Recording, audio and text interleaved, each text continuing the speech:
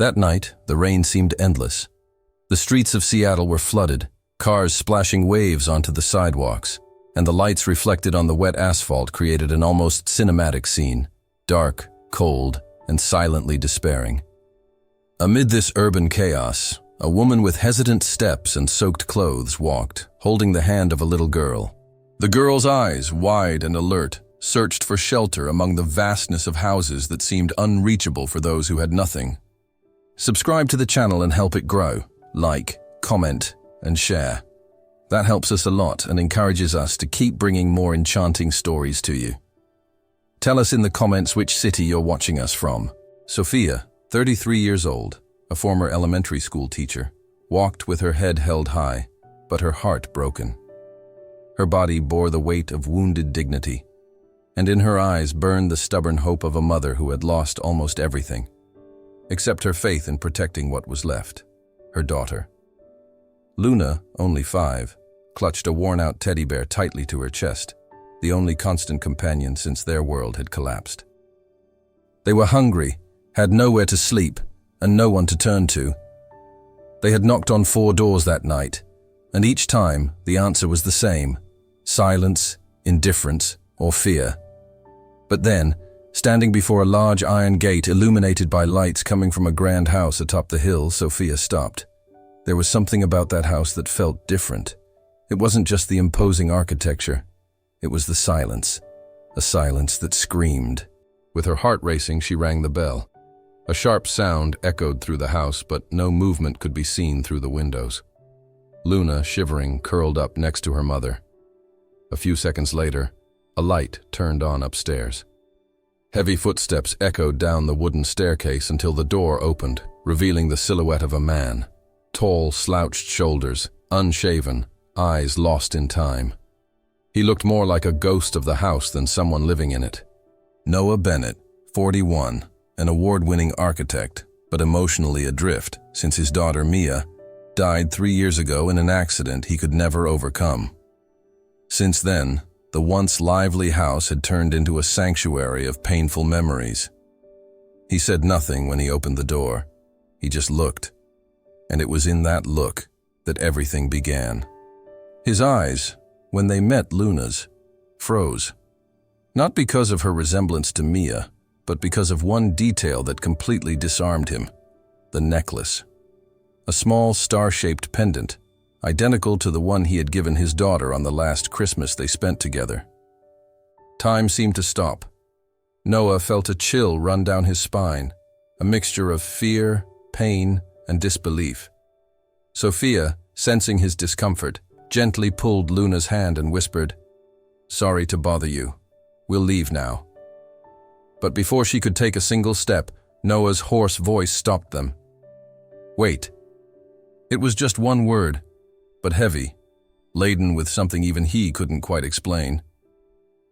It was as if that unexpected presence had reopened a wound, and at the same time sparked a flame he believed had long been extinguished. Sophia turned slowly. The rain was still falling, but now it felt gentler. Noah opened the door a little wider and said, almost in a whisper, "You can come in. Just for tonight." And so, silently, almost improbably, 3 broken lives crossed paths on a random rainy night. Without knowing it, they had just opened the first door, not to a house, but to a new destiny. And what seemed like a temporary shelter was about to become something much greater, a reunion with life, with affection, and with hope. The silence inside the house was almost absolute, as if every wall carried the weight of something unsaid, something lost. When Sophia and Luna stepped over the threshold of Noah Bennett's mansion, they were enveloped by an atmosphere that seemed frozen in time. Furniture covered with sheets, paintings lightly dusted, and the faint smell of old wood revealed that there had been no real life there for a long time, only automated routine and absence. Noah, after guiding them to the living room, simply pointed to the couch and murmured, "You can sit." He avoided Sophia's gaze, and especially Luna's, as if every time the girl's eyes met his, he was forced to relive a memory that still hurt too much to face. Sophia nodded quietly in thanks and sat on the cold leather sofa with her daughter. Luna looked around curiously but cautiously.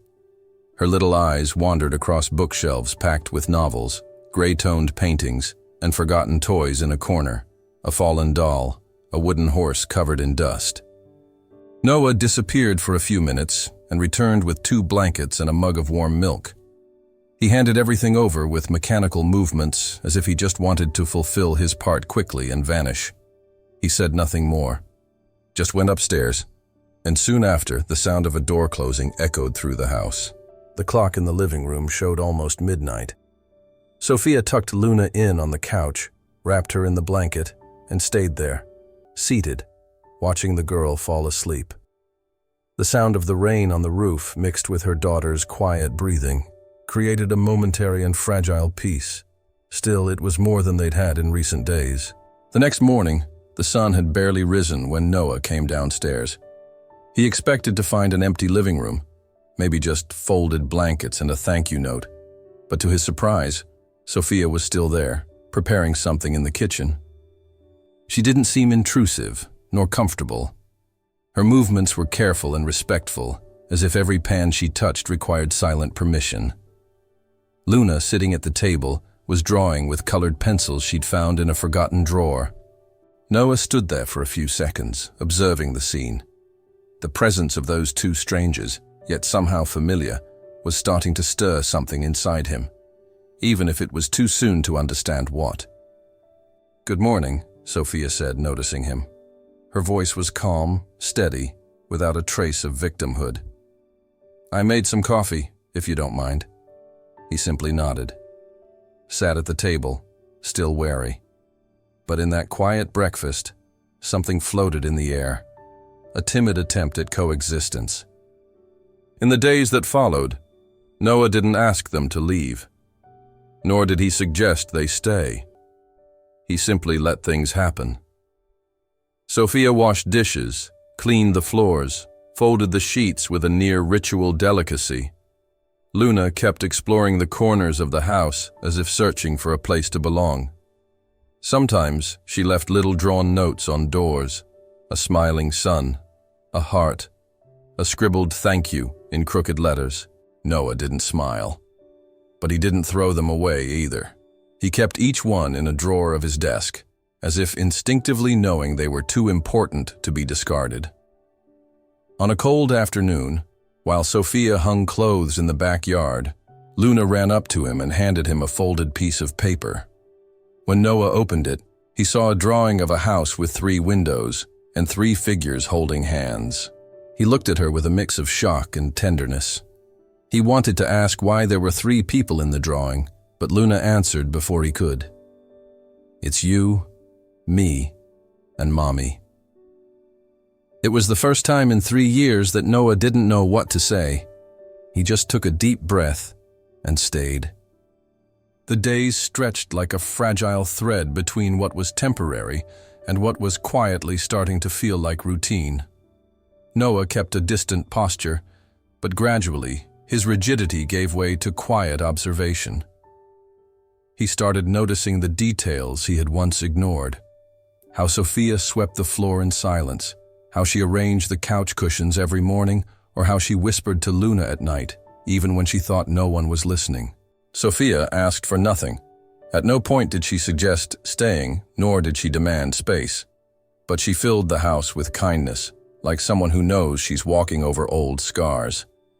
Her hands, once used to holding books and grading papers, now cared for the home with tenderness. Not out of duty, but like someone who, even without a place of her own, chooses to create shelter where she is. Noah, still wrapped in his grief, spent hours in his office, staring at unfinished models and blank sheets of paper. Sometimes he looked out the window and saw Luna in the garden, trying to reach the tree leaves with her tiny fingers. She played alone, made up stories, talked to birds, and built imaginary castles with rocks and sticks. It was impossible not to notice her. On a particularly cloudy morning, Noah walked into the living room and found Luna sitting on the rug, coloring with her crayons. She looked up and smiled. "Want to see what I drew?" He hesitated but nodded, sat beside her, still uncomfortable, like someone approaching something too fragile. Luna showed him a new drawing, a colorful bridge connecting two sides of a river. On one side, a girl in a blue dress. On the other, a man with open arms. "This bridge is courage," she said, with the ease of someone unaware of the weight of her words.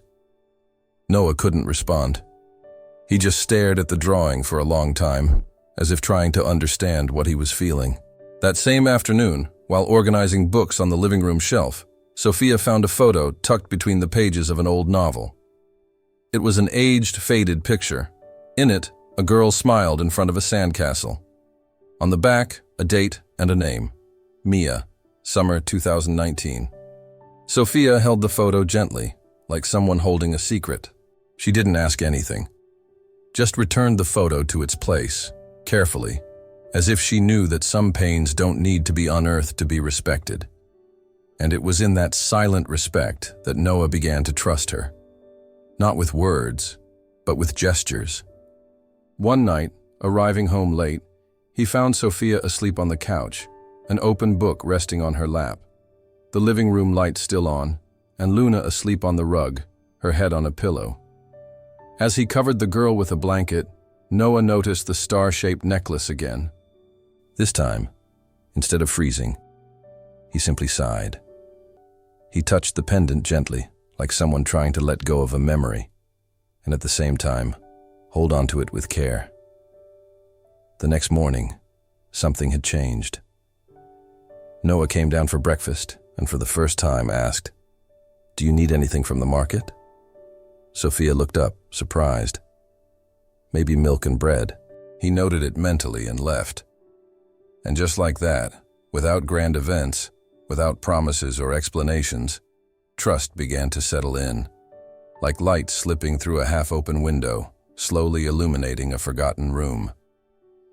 Because sometimes, all pain needs to begin healing is someone who sees it, without intruding, and who stays, even in silence. The rain had returned that week, relentless, washing over the sidewalks and trailing down the windows like silent tears. Inside the house, the rhythm continued calm, almost rehearsed. Sophia tended to the home with discretion. Luna played in the hallways, and Noah observed from afar, wrapped in a silence that was no longer as heavy as before, but still dense. On a cold afternoon, while Noah was out taking care of work matters, Sophia decided to organize the upstairs storage room, where old boxes and forgotten objects were kept. Not out of curiosity, but because she wanted to give back in some way. Caring for the house was her way of saying thank you. It was when, upon opening one of the built-in cabinets, she found a light wooden box, carefully shut. She hesitated for a moment, but seeing the lid was only resting loosely on top, she gave in to the impulse to understand what it held. Inside were folded papers, children's sketchbooks, and colored pencils broken in half. On top, a loose sheet with the name Mia, written in large, colorful letters, and a smiling sun drawn in the corner. Sophia brought her hand to her mouth, emotional. She picked up the sketchbook gently and flipped through a few pages. The drawings were simple, pure, full of imagination. Fairies, floating houses, hearts with wings. On one page, Mia had drawn herself and a man, surely Noah, with the phrase, "Daddy, I love you to the moon." She didn't know whether to cry or smile. She felt a pain that wasn't hers, but pierced her chest as if it were. She carefully placed everything back inside the box, closed it, and gently wiped around the cabinet with trembling fingers. Later that evening, Noah returned home and went upstairs. He walked down the hallway and noticed the light on in the small room that was rarely used. As he approached, he saw Sophia sitting on the floor, closing the wooden box. Their eyes met, and for a moment, the world stopped. "You went through her things?" The question came out harsher than he intended. Sophia stood up quickly, clearly unsure how to react. "I just found it while organizing the cabinet. I didn't touch anything I shouldn't. I only saw the drawings. I'm sorry." Noah stepped into the room, took the box from her hands and held it to his chest. His eyes were filled with raw, open pain. She used to do that all the time, drawing stories. They say children who draw a lot live more inside than out. Sophia said nothing. She simply stood there, eyes brimming with tears, respecting his space, his grief. Noah continued in a quieter tone.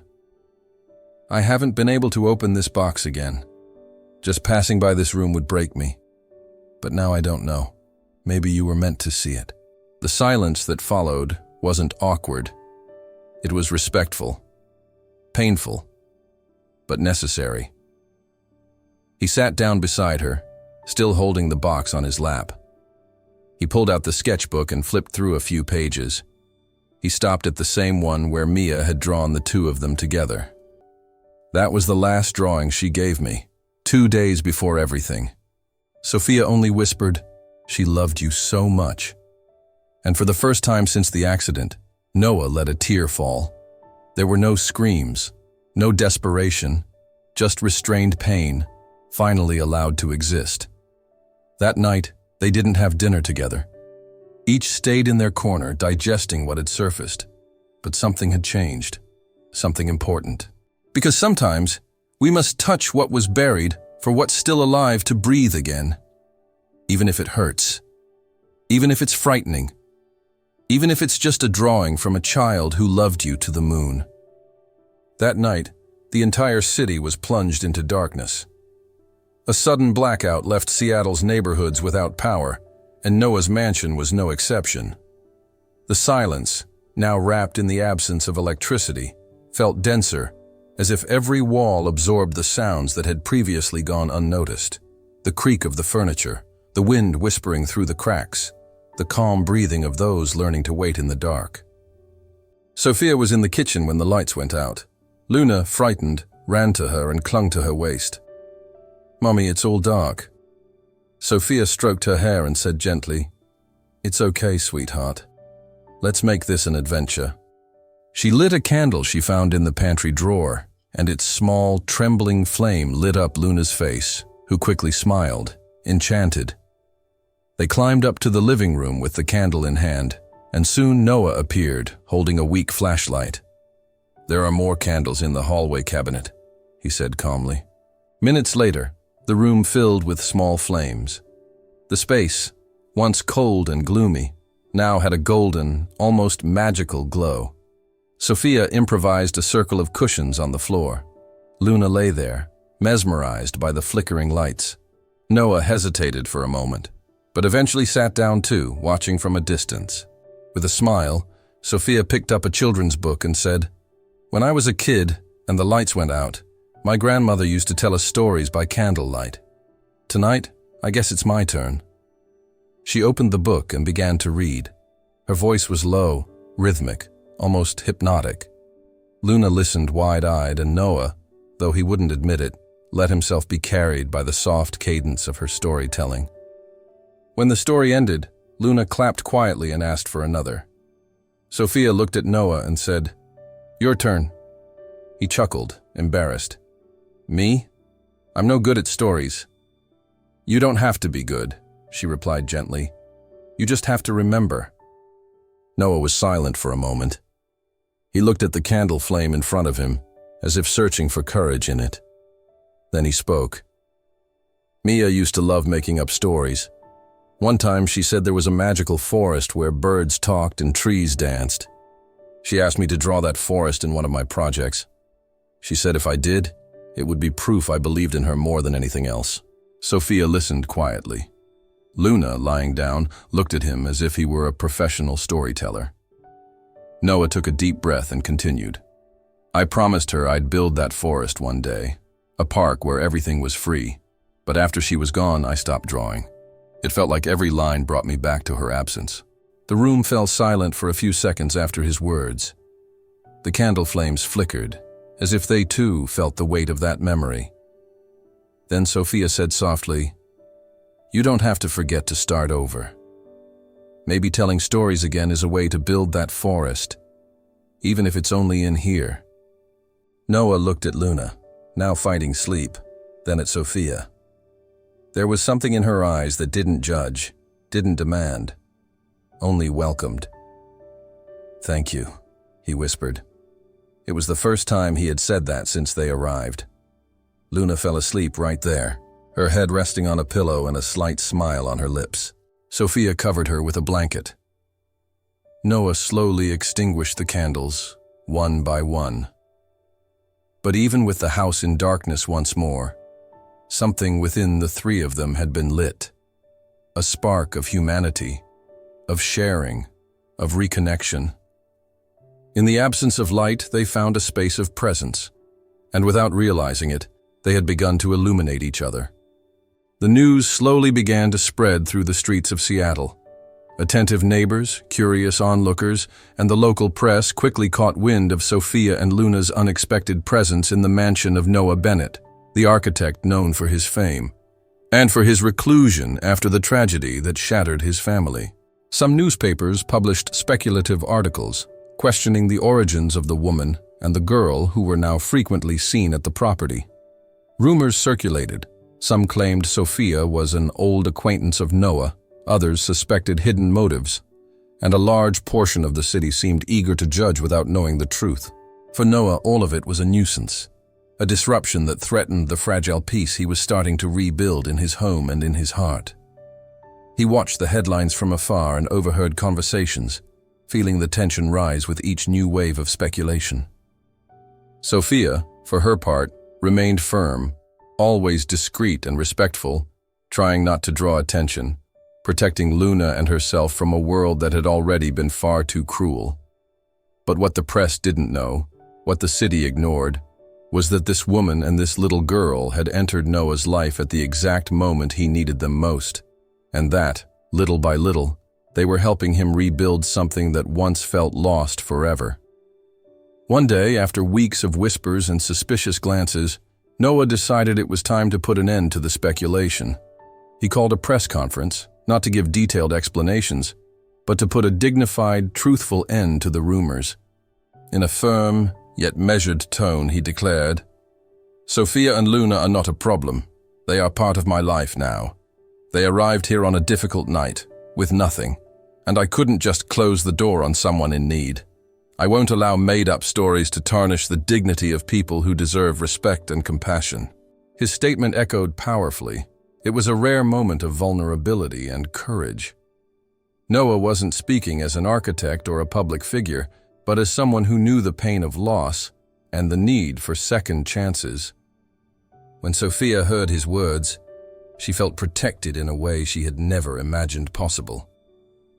She didn't need to say a word. The simple gesture of him speaking for them brought a silent sense of safety that moved her deeply. From that day on, the speculations began to fade. The scandal that once threatened to invade Noah's home and heart dissolved, replaced by a growing sense of respect. People started to see Sophia and Luna through different eyes, no longer as strangers, but as part of a story of resilience and humanity.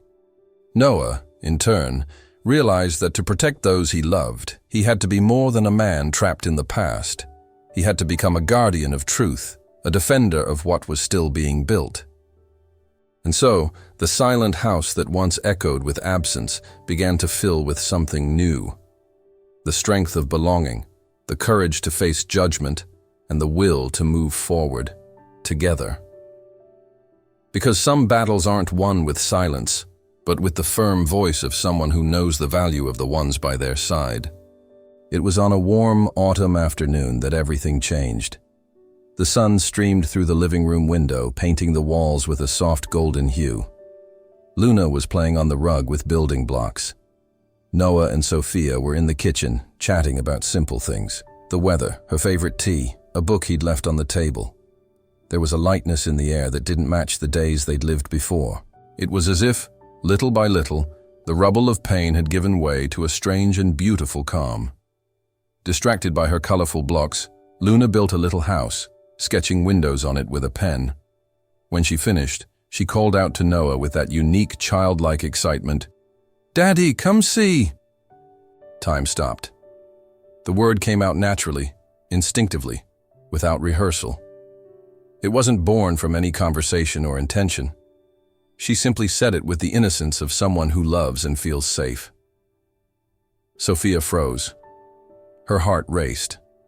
She tried to hide it, but her whole body reacted to that single word, heavy and full of meaning. Noah froze too. For a moment, he wasn't sure he'd heard right. "What?" he asked, voice cracking. Luna looked at him, completely innocent, and repeated with the same ease, "Daddy, come see what I made." The silence that followed was suffocating. Sophia stood up, walked to her daughter, knelt beside her, and gently said, "Sweetheart, he's not your daddy. Remember?" Luna looked at her mother, confused. "But he takes care of us, like my friend's daddy takes care of her. And he hugs me and makes coffee for you." Then she shrugged. "So he's my daddy. So he's—" Her answer completely disarmed Sophia. On the other side of the room, Noah lowered his head and covered his face with his hand. He didn't cry. He didn't scream. But something inside him collapsed, not from pain, or not just from pain, but from an internal conflict he could no longer ignore. That night, Sophia quietly gathered their clothes. She packed the few belongings they had into the backpack. She didn't want to stay. Not after that. She didn't want Luna to confuse love with replacement. She didn't want to be remembered as someone who took the place of another family. Noah found her at the bedroom door, Luna asleep in her arms. "You're leaving?" "I have to. This is crossing a line I never meant to cross. I'm grateful for everything, Noah, but this isn't safe anymore. Or fair." He stood there, motionless, his expression heavy. The floor seemed to vanish beneath his feet. "But what if it is fair? What if that's exactly what I needed to hear?" he said. 3 years ago, I lost my daughter. I buried a part of myself with her. But when Luna called me that, I felt something inside me beating again." Sophia looked away, her eyes glassy. "You don't need a new daughter to heal from the one you lost." "That's not it," he replied, stepping closer. "I don't want to replace Mia. No one replaces anyone. But maybe I'm ready to be something new, for someone new. Maybe I'm ready to be a father again, in a different way. And to live again, too." The words hung in the air, raw and real. Sophia looked down at Luna, sleeping peacefully. She felt the weight of every choice she was about to make. Noah still carried his past, but so did she. And there, in that night suspended between leaving and staying, something inside her hesitated. Because sometimes, when everything falls apart, it gives us a chance to rebuild something real. The next morning was gray but calm. The quiet in the house was no longer silence. It was pause. A needed space for everything said the night before to find its place inside each of them. Sophia hadn't left. Not yet. Her bags were packed but still by the door, as if she too were waiting for something. Maybe a sign, maybe courage, or maybe just time. Noah woke early and went to Mia's old studio. The door, locked for years, now stood slightly open. Inside, everything remained almost untouched. The easels, the toys, the old drawings still pinned to the walls. He walked slowly through the room, touching each item with a reverence that felt sacred. But this time, he didn't feel pain. He felt longing. And there's a big difference between the two. In the center of the studio, he stood still for several minutes, gazing through the misted window. And it was there, in that space once filled with absence, that he had an idea. Not an architectural idea, but an emotional one. Something that didn't fit into blueprints but filled a void that had lasted 3 years. Later that same week, he and Sophia walked together to a nearby public school. Noah held Luna's hand, and the little girl jumped over cracks in the sidewalk as if they were magic stepping stones. At the school gate, Sophia hesitated. She looked at her daughter, then at Noah. "Is it really okay to enroll her here so suddenly?" He answered with calm conviction. "Maybe there's never a perfect moment, but she needs a place to grow, to belong, to make friends. And you need to be you again." That same day, Luna was enrolled. She walked into her classroom with a brand new backpack, waved excitedly to them, and ran off to play with the other kids, as if she'd always belonged there. Sophia, in turn, received a special invitation from the school principal. "We're in need of a substitute teacher for the 3rd grade. One of our teachers is on leave, and your daughter has talked so much about you." Sophia was speechless. It was as if, little by little, the pieces that had been out of place for so long were finally falling back into place. She accepted. The following week, she was back in a classroom, name badge on her chest, books in hand. It was a modest beginning, but a true one. The same woman who, not long ago, had walked the streets with a backpack and her daughter in tow, was now writing on the board with steady letters and smiling at her students with eyes full of purpose. Meanwhile, Noah reopened an old sketchbook, not for luxury projects or million-dollar developments. This time, the goal was different. He began designing what he called the Hope Space, a community center for children and families in vulnerable situations, with reading rooms, creative workshops, and an outdoor area with trees, playgrounds, and benches shaped like open books. At the heart of the project, a children's library. It was Sophia who helped him choose the name, the Mia and Luna Library, where every story begins with love. The proposal was well received by local investors and social organizations. Within months, construction began, and when Noah visited the site for the first time, something bloomed inside him. It wasn't just pride, it was belonging. He understood now that his gift for building went beyond walls and roofs. He could build paths, rebuild lives. And in that library, one that honored the past while celebrating the present, he wasn't just placing his art. He was placing his entire heart. It was there, among books, paint, and dreams, that Noah, Sophia, and Luna found their place in the world. A place where no one had to be perfect, only willing to start again. The new library was inaugurated on a bright Saturday, with clear skies and a light breeze dancing through the trees. Children ran across the grass, parents chatted under the shade, and the sound of laughter filled the air like an unplanned, joyful soundtrack. The building, modern and welcoming, had glass walls that let the sunlight pour in freely, and the book-shaped benches invited everyone to sit and dream.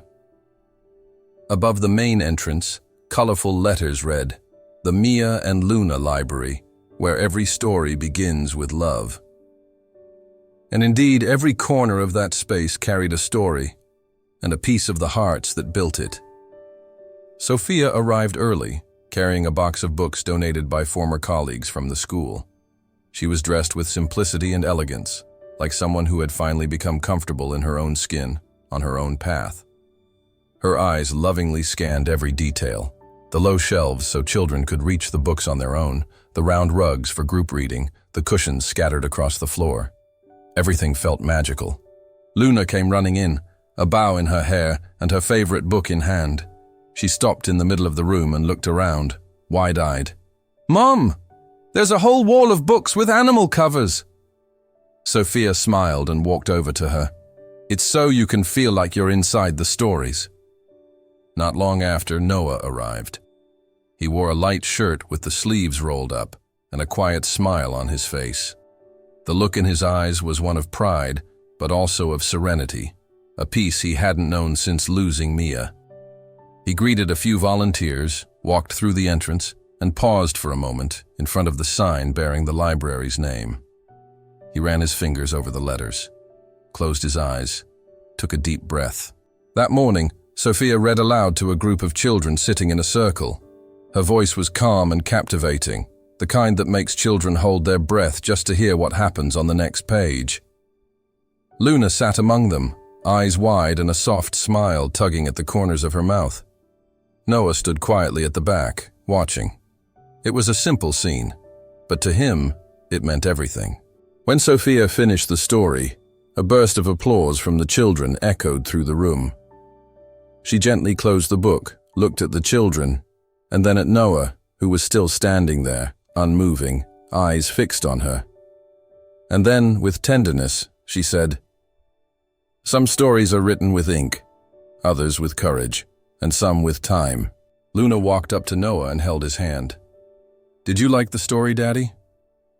He knelt down to her level, gently squeezed her hand, and replied, "That was my favorite story." Outside, the day went on. But inside the library, time seemed to stand still, not from inertia, but from reverence. It was as if this new space, so full of life, had been created not only to house books, but everything that cannot be named: memories, affection, scars, and beginnings. There were no grand declarations between Sophia and Noah, no eternal promises. But there was consistency, care, presence, and above all, choice. They chose to build something together, slowly, without pressure or labels. A bond not born of an idealized romance, but of real companionship, nourished by respect, listening, and time. At the end of the day, as the children began to leave, Sophia picked up a few books scattered on the floor. Noah stood leaning against the doorway, watching her in silence. When she looked at him, he smiled, one of those smiles that needs no words to say what it feels. She walked over to him, rested her head on his shoulder, and whispered, "You built more than a house, Noah. You gave us a home." And in that moment, with the scent of new books in the air and the last echoes of children's laughter fading softly into the evening, everything made sense. Because some happy endings don't need fireworks. They just need peace, and enough love to keep writing the story, one chapter at a time. So, how are you feeling? Tight in the chest, warmed up, or maybe both? Because here, we finish another story with that lump in the throat, but also with that silly smile only stories of new beginnings can leave behind. If you made it all the way here, it's because something inside this story touched you. Maybe it's Sophia's strength, Noah's lost and then found gaze, or the bright sweetness of little Luna. And that's exactly why Enchanting Stories exists. To bring together people like you who believe love can bloom again, even after pain. Now tell me, where in the world are you watching us from? Drop it in the comments. Who knows? Maybe someone from your city was moved by this story too. Let's spread that warmth across the map. Don't leave without leaving your like, okay? It's like a virtual hug that says, "I want more stories like this." And if you're not part of our magical community growing every day, what are you waiting for? Hit that subscribe button, ring the bell, and come live each chapter full of emotion, new beginnings, and hearts that find each other when they least expect it. Here at Enchanting Stories, every story is a hug, and you're always welcome to sit with us, open your heart, and dream. See you in the next story.